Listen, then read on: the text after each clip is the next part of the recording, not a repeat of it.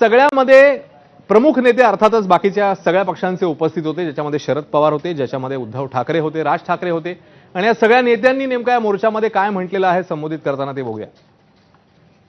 संयुक्त महाराष्ट्रात असण्यासाठी असे मोर्चे निघाले आणि त्यानंतर आज तुम्ही सगळ्यांनी जी जबरदस्त एकजूट दाखवली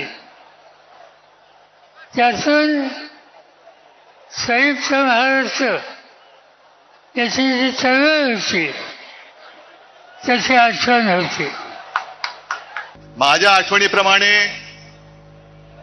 संयुक्त महाराष्ट्राच्या नंतर महाराष्ट्रामध्ये सर्व राजकीय पक्षांची एकजूट पहिल्या प्रथम झाली असेल. ही विरोधी पक्षांची एकजूट नाही, ही लोकशाहीचं प्रतिनिधित्व आणि लोकशाहीचं नेतृत्व करणाऱ्या सर्व राजकीय पक्षांची एकजूट आहे.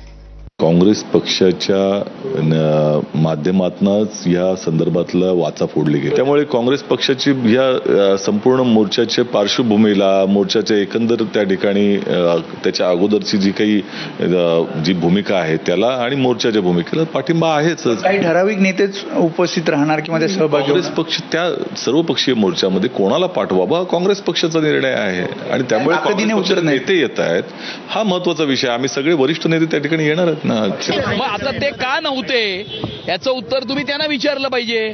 कदाचित त्यांना राज ठाकरेंच्या फ्रेममध्ये यायचं नसेल, कदाचित त्यांना राज ठाकरेंबरोबर स्टेज करायचा नसेल, म्हणून कदाचित ते आले नसतील.